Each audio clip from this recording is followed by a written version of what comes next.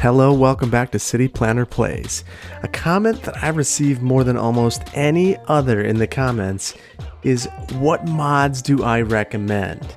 So today I'm going to deliver, and I'm going to finally provide you with my top 20 mods for beginners just starting out with the game. I'm going to show you the basics on how to use each of the mods and provide you with a workshop collection so that you can just download these mods easily and give them a try yourself. I'll also be listing them in the order of importance in my opinion. So without any further ado, let's jump right in. So first up is a vital mod in my mind, and that is City Vitals Watch. So if you look at this little icon right here and you click on it, it's pretty simple. What it does is give you your vital city information, your electricity availability, water availability, and so on and so forth. So I think that this is incredibly useful to keep an eye on what's happening in your city. And you can add a whole bunch of other things to this to see how your city's doing. And it can help you diagnose issues with your city. And employment percentage, things that you'd have to go to and look within the city statistics normally to figure out what's going on. You'd be able to do with this mod. So it's very, very useful. And you can see right here, for instance, that my university availability is in the red in this particular city. Number 2, one of my favorite mods, Move It. So this mod can do some really basic things and some really complicated things. So for the basic things, you can select a node and kind of move it wherever you'd like. And maybe this isn't the most useful location for that, but there are some locations where it would be incredibly useful. So, for instance, if I wanted to clean up this interchange at all, I could easily do that with Move It. So let's say I wanted to move this over just a little bit, then I could clean this up, kind of improve the look of it, and probably the most useful thing, I could select those nodes and use page down, that's what I have it set to anyway, to lower things. And this can really make some of the assets that come with the game look a lot better, because this is pretty unreasonable the way that it's initially set up for you. So you can do a little bit of playing with it with this and just make things look a lot better. Maybe this isn't perfect, but it's certainly pretty good. So the other thing that you can do with this, so let's say I got this here, I'm happy with it, even though I'm not. You could also say, well, all right, so I move the pillar's in the wrong spot, and move the pillar. So it's pretty neat. You can rotate that around by holding on the right mouse button and really clean things up a bit. So there's a lot of good functionality here. But the functionality I think that a lot of people really, really enjoy is the ability to slope things. So right here, for instance, this slope is kind of ugly. I would be able to select nodes in this bridge, come over here to the toolbox, and slope objects. Now, that's probably not the best place for that slope, because I don't think a train could make it through, but, well, that's not going to work either. Well, so maybe this isn't the best location to demonstrate it either, but that's the kind of thing you could do. This might be a better place to show. Yeah, so it just kind of smooth things out. So if you're on a particularly hilly map, it can be a complete godsend to be able to do this. So it's certainly something that is beneficial. There are a number of other things you can do with the tool as well. You can select things to duplicate them. So let's say you selected some nodes, and now you want to duplicate those, duplicate in place, and now I could place another one of those right next to it if I wanted to. So very, very, very useful. Next up is another tool that's almost equally as useful, and that's Fine Road Anarchy. So sometimes you'll get in a situation where you know that you need to make a connection that you just can't make because the game says nope, can't do that. Turn on Fine Road Anarchy, and now you can do whatever you want. So you can make connections that aren't right, and if you have Move It on at the same time, you can make some connections that the game would otherwise not allow you to make. And that can be incredibly useful depending on what you're doing. So I find this to be very, very beneficial. Next up is one of my very, very, very favorite mods, and it's a mod that many people probably think is pretty frivolous, but let's take a look. So normally when you have a road, if you don't have a fence there, you get the zoning that's going to be there. But if you have the zoning tool set, what you're able to do then is actually take a look at one of these roads, click on this toggle zoning update, and then just click on the road, and it will get rid of all the zoning in between those nodes. So that can be really helpful if you want to take an arterial and turn it into kind of an extension of your highway, or even have a collector that doesn't have the same amount of zoning on it. So this can be really helpful. So here, for instance, I could say I don't want anything zoned along here. I want everything to front the other road. Now where this is really useful is, let's say I want to build a road here. Now this is breaking roadway hierarchy. Obviously I wouldn't do this, but you'll see that it's dividing the zoning between the arterial and this local road. If I turn off the zoning here, you'll see that I get bigger districts along the local road. So this can be a way that if you're not going to maintain roadway hierarchy, that you can improve traffic flow by improving your land use designations. Next is Network Extensions 2, and you can see right here that I've got some roads that are not available in the vanilla game. And this is a great way to get all of those roads into your game. It offers a variety of roads, these narrower alleys. It offers a variety of asymmetrical roads, a narrow collector, for instance, that I love to use, which is great for retrofitting. If you realize that you maybe should have had a collector through here, you could go through and add this collector road. Now keep in mind that you're going to want this to function like a collector. So if you do that, you're going to want to go through and modify your stop signs and your traffic controls to make sure that this is now functioning like a collector. But this Network Extensions 2 allows you to do that, and there are a variety of different roadway types that are available in there, bigger highways, things of that nature. So it's a great mod. So the next mod that I'm going to take a look at is a little bit different than the other ones, and this mod is Ultimate Level of Detail. So what I love about this mod, if you go into options and you take a look at Ultimate Level of Detail, is it allows you to change the drawing distance of certain types of objects in the game. So let's say you have a very powerful machine and want to be able to show trees from a very far away distance. You could increase the distance there. Let's say you don't like some of the props, you could minimize those or increase them and improve the loading. Now you'll see that this is really, I set this way too high, and it's taxing my machine, which is a pretty beefy rig. So I'll take this down. So the game default is 425 meters. I like to increase that a little bit. Same thing with props, and you'll see that everything's running a lot more smooth. I gained about 15 frames a second. Now if you had a rig that wasn't quite as beefy as this one, you could take this down, and you'll suffer with quality, but I just gained 5 frames a second by taking down my tree loading distances. So it's a very useful mod to improve the aesthetics of the game, or to decrease the aesthetics to gain some frames per second. Next is Dynamic Resolution. Now I really love this mod. What this allows you to do is if you push F10, it'll bring up this Dynamic Resolution menu. And this is going to do a couple things for you. So if we look in at the city, you can see that things look pretty good. We're at 4K right now, but I could make things look even better. And it'll tell me my frames per second, the hit I'm going to take. So I took about a 2 frame per second hit to really improve the graphics, but things just look awesome right now. Things are really crisp and clear.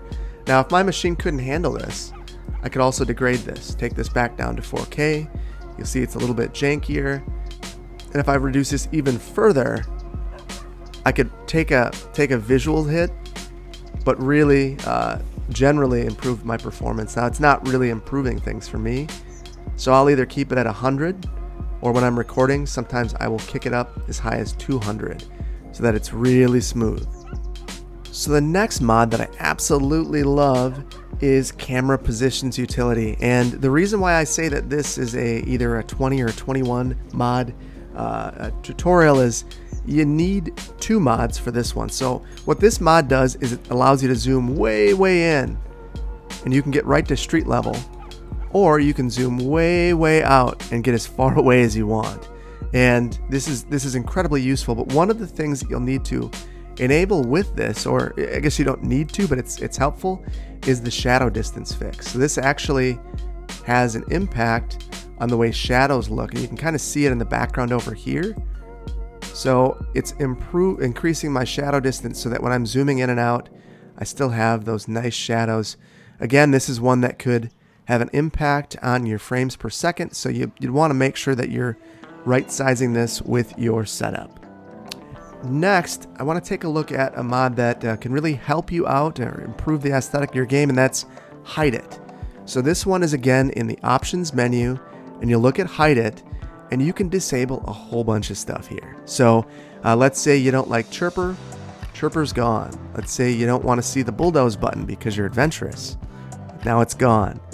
So there's a whole bunch of stuff that you can get rid of, but what I'm really interested in are the objects and props, because this can improve your FPS. So get rid of seagulls, get rid of wildlife if you don't want to see that, get rid of smoke or steam. You can get rid of things like solar panels, abandoned or destroyed cars. You can also add things in that maybe you don't have enabled. So this can really help you out. You can also get rid of some other stuff that I think is really interesting. So ruining of trees and props, that's the sort of thing that you see in industrial areas. So I just enabled those. So now if you take a look at these trees in the industrial area, they look totally fine. So let's go back down and take a look, and you'll see that I can get rid of some of the effects associated with the game too. So let's say I want to get rid of edge fog, distance fog. You can also get rid of polluted area to get rid of that purplish. Destroyed area, pollution. And now look, this dirty industrial area is already looking better. The ground is still a little purplish. Let's see if we can get rid of that too. So you go over here to grass ground pollution color, you can get rid of that. And now you can see that there is no funky ground color. So this can really improve the aesthetic of the area. You can also do what I just did, and that is get rid of the ground color for areas with trees. You can do the same thing with fertile land as well. So let's say I wanted to get rid of that. Turn off the fertility color, and now the ground looks normal. So you can get rid of a lot of things. I know that things that people don't like are like the ads and billboards, neons, logos, smoke, steam, HVAC systems. Little things like that can really have a big impact. And you can see I've actually gained FPS by doing this. Just a couple, it's like 2 or 3, but it all makes a difference. So it's certainly a mod that can make a pretty big difference. So the next mod I want to talk about is Picker. So that's this little eyedropper icon. You click on it, and what it allows you to do is click on an item and make a copy of it. And this is really helpful if you've used network extensions and have lots of different road types.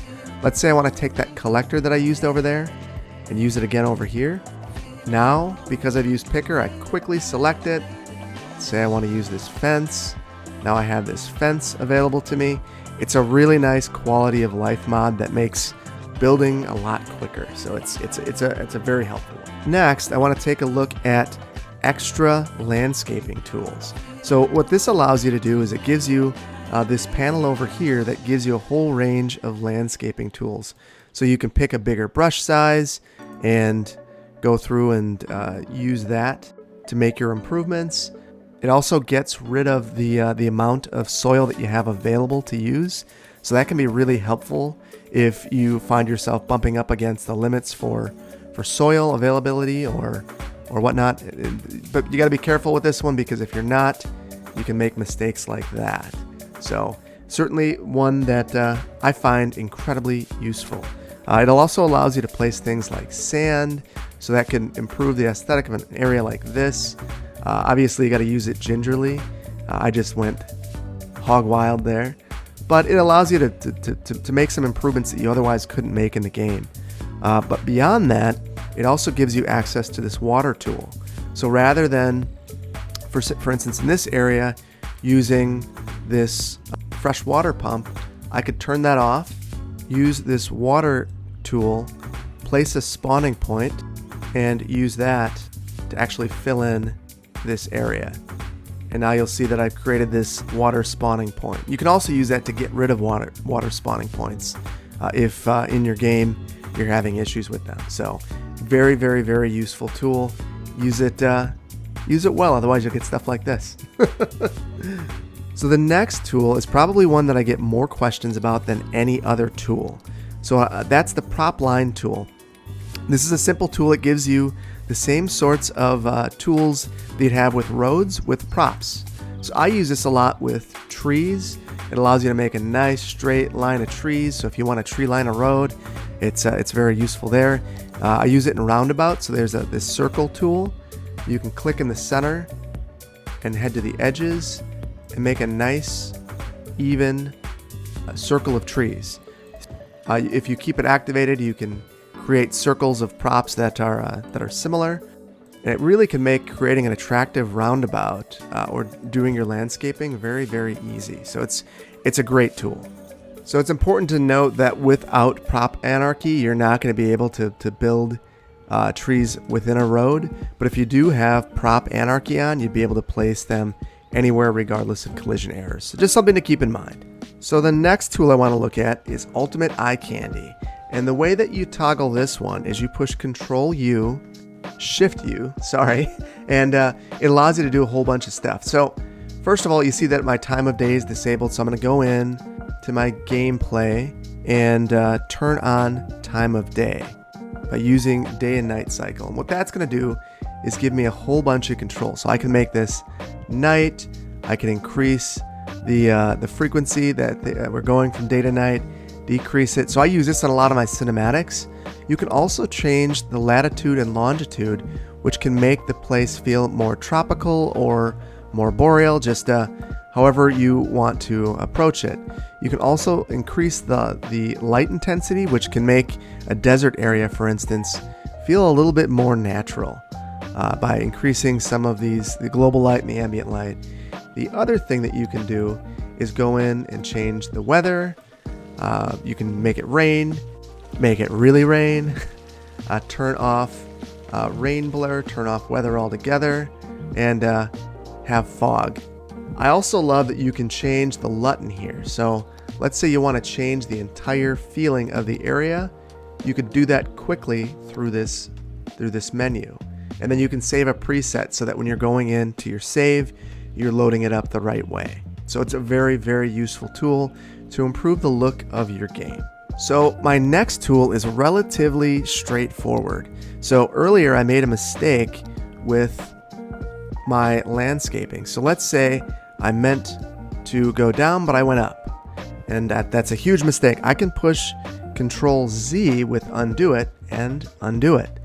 So the next tool is really helpful if you like roundabouts. So let's say you're taking a look and you see that there's a roundabout needed right here. Well, let's get this ready for a roundabout. We'll delete this stuff around here. And now I just push Control O and my roundabout builder comes up. Now with the builder, you can make a whole bunch of adjustments and get it to your liking. Then you find your node that you want to build a roundabout. It has to be an intersection. Or no, it doesn't. It just has to be a node. And you click on it, and it automatically builds a roundabout for you. Now, you do have to keep a couple things in mind. It could break things like this. This wouldn't be the greatest place for a roundabout because there's the tram coming through. I'd need to fix that. But it allows you to quickly make a roundabout with very little thought, perfectly circle, and you can use any type of road you want to make that roundabout by changing your road type here. So the next tool is probably the second most asked about tool that I use, and that is Toggle It. And Toggle It's very useful in my mind. So let's say you have everything toggled off. Well, first of all, let's back up. If you go into your options, you can actually change what your toggles do. So you could toggle on notification icons, district names, icons, borders, contour lines, and zoning. And this is very, very, very helpful. So let's say I want to look at contour lines. You see I just toggled those on quickly.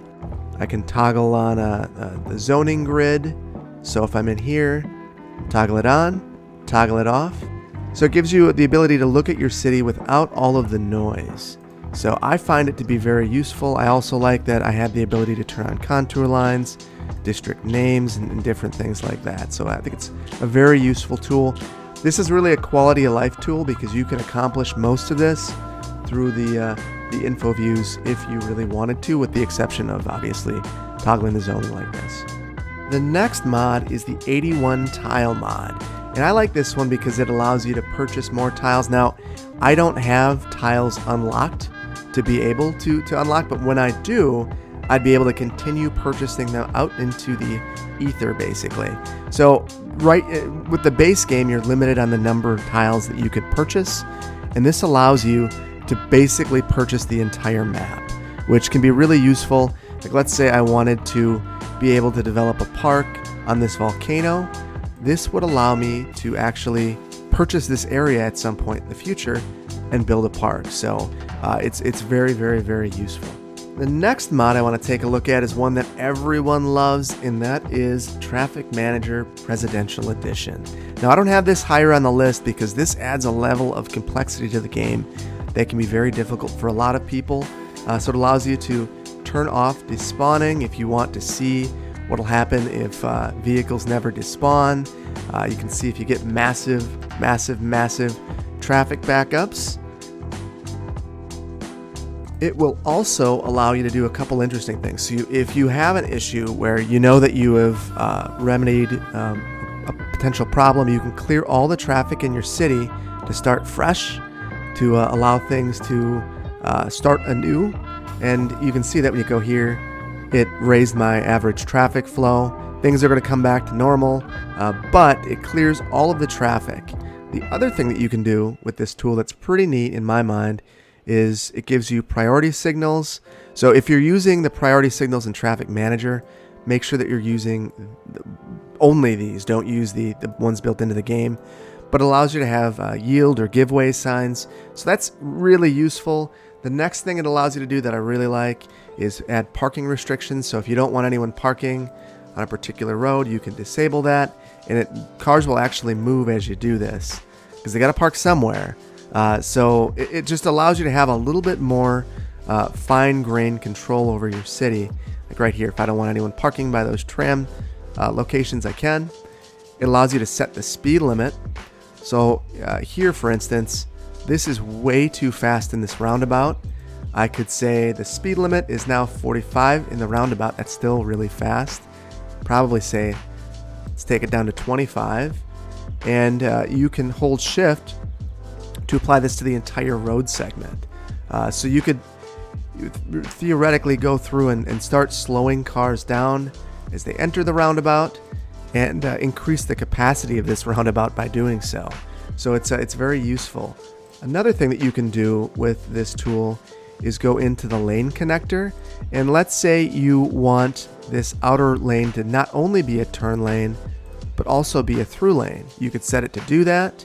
You could allow the drivers to come into either lane, force them into one of the lanes, and really diagnose some pretty challenging traffic issues in that way. One of the other things you could do is you could force cars to switch lanes if that's something that you're interested in. So I don't do that all that often. I think that most of the time when you do that, you create problems that otherwise wouldn't have been there, but you can also remedy some stuff. Let's say you notice that there are cars switching into a lane arbitrarily. You could change this to make sure that they're switching correctly, and get rid of some of these weird things where you have someone being able to turn to the middle lane into this road. Now I'm forcing them to only go straight, and this will fix itself after a little while. It's a situation where you might want to clear traffic if you have a huge backup. The next thing you could do is you could use lane arrows. So that allows you to go in and actually modify the lane arrows. So not super useful in a situation like this, but for instance, at this intersection, I could change it so that when I'm looking at this, it allows the second lane to make that left-hand turn, disable the through lane. So now I have a dual left-hand turn here, which could be really beneficial if there were a lot of traffic trying to make a left-hand turn here. So it gives you a level of granularity that is incredibly helpful. You also have timed traffic lights, so you could take some traffic lights and set up a timed traffic signal. So that's one thing that you could do that could improve a situation that has a lot of backup, where you know that people are taking a certain route. Or you could just toggle the traffic lights all together in a particular area. And this is, like I mentioned, if you're using this tool to control your traffic, you should only use this tool, not use this in the built-in game tools. So a lot that you can do here. One of the other things that you can do is if you click on a roundabout, you can go over here and automatically apply roundabout configurations, which will help your roundabout move and operate a little bit nicer, it'll flow a little bit better. Wow, have despawning up, and you can see that it is causing some backups. Let's take a look at our traffic real quick. Whoa, gnarly. Certainly some adjustments that would need to be made to the city to make this work appropriately. So number 19 is a little bit different than the other mods, because this is one that you actually take advantage of before you enter the game, and that is the loading screen mod. So with this mod, when you click load, rather than seeing the traditional loading screen, you see this screen. And what this screen does is lets you know if there are any assets that are broken. It lets you know your RAM utilization. So if you don't have enough RAM, you'll be able to tell in this screen because the amount of RAM needed to load into the game will be far greater than the RAM you have available. The other thing that you will, the other advantage of this is it actually reduces your load-in time. So it's by minimizing the RAM. So it's a very useful mod. It can also kick out reports for you. So it's a very neat mod. And last but not least is a mod that I think is an absolute godsend, and that is instant return to desktop. So it doesn't show up here, but what it, oh, actually, I apologize, it does. What it allows you to do is actually immediately leave the game. So if you have made a bunch of, if you have a bunch of mods in your game and you go to exit, sometimes it can take a minute or two to actually leave the game. And if you have this mod enabled, you will leave immediately. So I'm not going to do that because it'll mess up my recording, but that is what it does. So I hope that you found this useful. If you did, please consider hitting the like button. If you are not yet subscribed to my channel, please consider doing so, and hit the notification bell if you want to be notified when I release new videos, especially videos like this one. Thank you so much for joining me, and I will see you in the next one. Bye-bye.